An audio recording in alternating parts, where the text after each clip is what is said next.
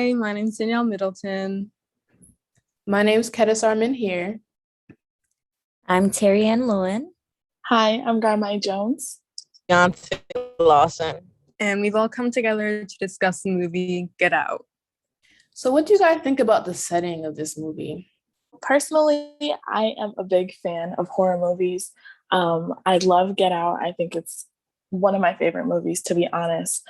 But one thing about horror movies is that the suburbs really tend to be a recurring setting.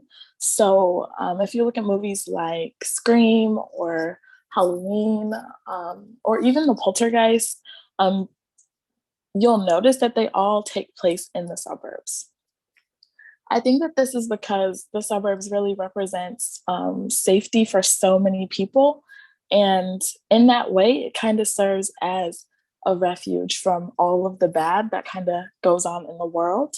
And that's one thing that really makes Get Out so different. Like, it never paints the suburbs as a trustworthy or safe place. In the very beginning, the very first scene, we watch Andre as he's kind of wandering the sidewalks of a white suburb, and he's on the phone talking about how like he kind of feels uncomfortable and he feels like he's like sticking out. And then he proceeds to get attacked and kidnapped. So, like I said from the very beginning, the suburbs is kind of established as being dangerous and very alienating from the very start. And I think that that's something that Black audiences can really resonate with. I think that's a great point. And also the setting of the parents' home was very significant, being that it was very isolated from the rest of the world. Really, it's like an isolated big home and like amongst a large forest and a lake, and the nearest home was over a mile away, which really creates a sense of danger, because it's like that isolation that really made that setting ideal for this movie, and like the thrill that the movie brings. Yeah, definitely. I think that's a really good point. Do you kind of want to talk about how the setting and the script kind of go hand in hand, Kedazar? Yeah, absolutely. I thought the script and the acting of this movie was honestly phenomenal. The script, I noticed it foreshadowed the later events and conflict a lot. And the acting also had a very foreshadowing nature to the large conflict that was to happen later on in the movie at the peak. One line that stood out to me when was it? When Chris went to the parents' home and was talking to the father, Dean, and Dean was showing him around the house and was talking about his father and how his father was beat by a Black Olympian, and he said he almost got over it. So it was little things like that, kind of showing a deeper motivation of that Caucasian family to want to, take Black bodies and use them, because they saw them as better physically. So just little things and little foreshadowings in the script I thought was real interesting. Also, when Chris was being introduced to the large group at the little day party, a Chinese man asked him, "Do you think being African American has more advantage or disadvantage in the modern world?" And they were all extremely intrigued. That goes into the acting as well. They kind of looked at Chris almost like he was in a zoo, I feel like, with a lot of intrigue and fascination, also desire, I feel like. So that acting and the script writing really helped us as an audience feel the discomfort Chris felt by being put in the limelight like that and being viewed as almost like a animal, being very objectified.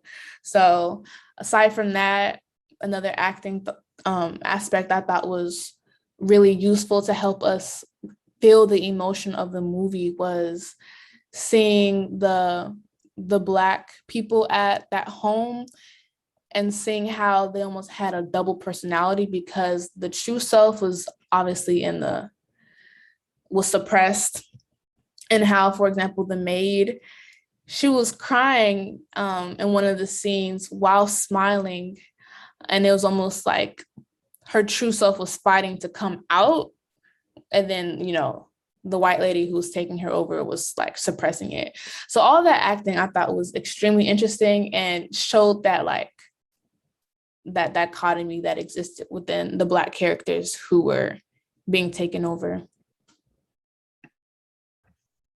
I'd also like to point out one part of the script and acting that really stood out to me was when Rose was on the phone with Ron and Ron was asking about Chris's whereabouts. And I liked how the director made sure to pan to her while she was on the phone, because she was still as a rock, but yet her voice, it sounded like she was crying and she was regretful and she was hurting inside, yet her face and her body language were not matching with her voice.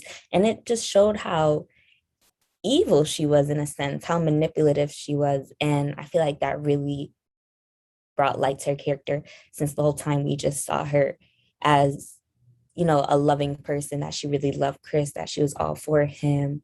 And so that really brought our attention to her true character and personality. I just wanted to add something really quick to the point that Kedazar was making about the scene where Georgina is like laughing and crying at the same time, and we can really see that internal battle. I just wanted to make a comment about the casting. So Georgina was played by Betty Gabriel, and I really don't feel like she gets enough credit for that scene. Like in that moment, I feel like, she's smiling, her lips are pulled back tight, and you could see the tears streaming down her face, and she just repeats the word no over and over again. And her performance really allowed the audience to see like the inward contradictions that were going on. And on the outside, it almost looked like she was malfunctioning. Like it was so good. It was such a good scene. Yeah, I would agree. So now to talk about the editing process of the movie. So the editing in a horror/psychological thriller like Get Out can make or break a film. The suspense and drama that keeps viewers on the edge of their seats is largely determined by the editing process. One of Get Out's abilities to evoke a sense of dread in the audience comes from the way that negative space and big, wide, empty spaces were utilized, leading the audience to feel like something's not quite right. It was also a way for the movie to establish the physical space of the scene and then quickly cut away to a different angle to completely change the context of what's happening. And another one of the techniques used by the director was not adding extra sounds to scenes that he deemed didn't need them. Oftentimes, traditional films will take their impactful moments and then use sound to give a sting to them, but the director doesn't do that. He prefers to let the scenes speak for themselves. There's a dinner table scene where Missy is going to get dessert, and the camera pans to Georgina holding the dessert with a crazy look on her face. In that scene, traditionally, there'd be a sting placed on it, but he chose to do it without, believing that the image alone could communicate enough. And even when the sound has to be added into a scene, he puts an emphasis on making sure the scene's cuts and transitions worked well dramatically before adding the soundtrack. That's real interesting. What do you guys think about the costuming of this film and how it impacted the audience and helped tell the story? I think the costumes were a big play on the satire of the whole film. Costume designer Nadine Hatters, right? She really made the scene utilizing these costumes, and she really set the tone. Hatters understood this assignment very well. She featured some styles clean and ironed, which immediately represented a different time period, because right now distressed looks really are normalized. And honestly, when someone is too clean, it's usually in a business setting. They also utilize color very well. When looking at the scene, we see a lot of black and white, which is just a piece of art, being that it really speaks to the racial tension of the whole film. And it's funny how the costumes told a lot about a scene before the dialogue even started, a lot like the feeling that music gives. What do you guys think about the music of the film? The first thing I noticed about this film was actually the music. As Lakeith Stanfield, aka Logan, was walking down, the dimly lit suburban street, a white car is slowly following him, playing this song called Run Rabbit Run. And it's a British song that was popular during World War II. And it was even changed to Run Adolf Run to mock the Nazis. But the fact that that song was playing, it was giving very much, I'm gonna chase you.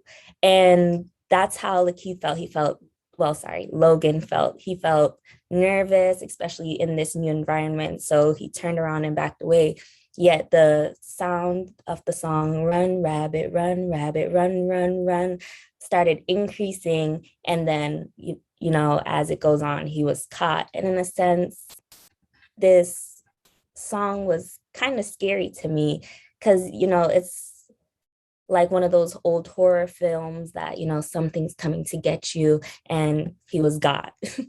But right after that scene, you hear Redbone by Childish Gambino starting to play with the lyrics, "Stay woke, niggas creeping, so don't you close your eyes." And it was kind of like a warning to our main character, Chris, who is later on placed in the sunken place. And as throughout the movie, as he's hypnotized, he continues to fall asleep. He continues to close his eyes and is struggling to escape. But his eyes are also open the whole time when he's noticing these strange things happening with Georgina and Walter, and noticing the weirdness of the family and the family friends that came out for the auction. Another song that really stood out to me was when Rose was sitting on her bed. So at this point, it's near the end of the movie, and Chris is downstairs, killing off the family members, trying his best to escape. And she's just sitting there with her headphones in, listening to Dirty Dancing. I've had the time of my life. Now, I don't know about you guys, but I love that movie. So to hear that song, I was like, she doesn't deserve it. But she's just so oblivious to everything going on around her and looking up the next NCAA prospects. And it was very revealing of her character to me, because I'm having the time of my life. She enjoys tricking Black men into getting in relationships with them, bringing them home, auctioning them off, and experimenting on them for her family's entertainment and curiosity. And she's having the time of her life, knowing that she would never get caught, and playing a game of romance, which the movie Dirty Dancing, where the song is from, is about. One sound that really stood out to me, I couldn't find the origin of it, but it was while they were panning the woods in the beginning, in the rolling credits. And it was a very eerie sound. I don't know if it was of African origin, but it was like the banjo, very slow. And it opened and closed the movie. And I found that really significant, because even like at the start, you see after Lakeith is kidnapped, even though the sound opens, it closes it, and it shows that really, even though he was able to change his life and he was able to get out, a lot of people who came before him were not able to. So even though we see his success story with this repetition of the sound, there are still more people who are still trapped in that sunken place. So what do you guys think about the context of this movie, especially the cultural context, as it is set in America around 2017? I thought, to kind of circle back to a point Beyonce made about the Black and white and how that portrayed this racial dynamic, almost taking us back into like the 1900s. I thought that was real interesting, even though the movie is more modern. So we saw different real clean cut suits and this difference between the white culture shown in the movie and the Black culture. And that kind of just showed this type of racial dynamic in my eyes, especially when it came to the cultural references, the Black cultural references throughout the movie, and how different Black cultural references were used to explain the plot a little bit more. Like when, for example, Georgina, when Chris mentioned to Georgina that he wasn't going to snitch, that's like a urban type of reference about not ratting someone out. And then she was like, she didn't understand him. And then she finally understood, and she was like, oh, you mean tattletale. So it kind of just showed this back and forth dynamic between the cultures, the culture behind the Black African American community and white Americans. So I thought that was real interesting. And it also, the cultural dynamics helped show the actual racism that was going on in the movie as well. Yes, and speaking on racism, this is my first time watching Get Out. I know I'm late to the game, but as I was watching it, it reminded me of the cultural tension at the time, with, as then and now, with a lot of Black men and women being murdered by the police, riots in Virginia, and all that going on. And I feel like this movie was also bringing awareness to the racism that we try so hard to brush under the rug. And just like the family were doing, they were keeping it under wraps, keeping it within their close circle, so no one would know that these Black men were going Black men and women were going missing. And so it's just like how the country tries to keep the racism and the discrimination and the prejudices that are in the laws, in the societies, in the schools, in homes. They're trying to keep that under wraps, while this movie is trying to expose America to that. So I found that really interesting. Yeah, I thought it was even interesting because it was more also a play on like the northern versus southern culture. Because I know for me, like growing up in the north, a lot of the time we were seen as like, you know, I guess rebel type thing, versus like southern people are way more, I would say, like, I guess you can say respectable. Like, you know, they always use miss, ma'am, things like that. And that's something you see in the movie. Like Ketasar had brought up with the tattletale versus snitching, you know, so you kind of see that culture play on the northerners versus the southerners. And even taking it back, you know, a long time ago, you know, northerners were seen as the people who are fighting for the freedom, versus southerners wanted to keep things the same. And you see within the family, they're trying to keep things the same as it was back in the day. And Chris really was that type of change, because he's coming from Brooklyn, New York. And so that's just something different than what they're used to. That's a really great point. Do you guys have any ending thoughts about, like, just in general, how the movie can impact us psychologically, or just anything related to the psychological impact of the film? I think, you guys were speaking on racism before, but kind of looking at it from the Black audience perspective. I think that if you flip it and kind of look at it from the white perspective, there's a point in the movie when Dean is talking and he says, by the way, I would have voted for Obama for a third term if I could. And I think that a lot of white people, like, especially in 2017, might have identified with such a line and think, like, by identifying with that line, they're an ally to the Black community. But I think that seeing it in this setting really exposes that the statement is actually the epitome of racial equality, and it's kind of doing the exact opposite thing that they think they're doing. Another part of what makes this movie so great is how it really gets at the psychological trauma that's happened within the Black community. Because oftentimes horror movies, they'll look at what's happening like intrinsically inside of community, like what they love, what they hate, what they fear, and really target things like that to truly get a response out of their audience. Like typically in horror movies, you'll see like there's always that scene where you have like a woman running away from the killer and she's running as best she can, but she keeps tripping and falling, and you can just see that the killer is gaining on her.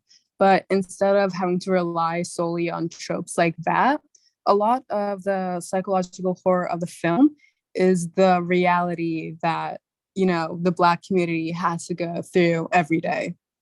That's a real great point to end on, just how this really does speak to the Black experience. Someone else mentioned the police brutality and just the general experience of racism in America. And I think this film did a real good job showing microaggressions and also larger offenses of racism as well.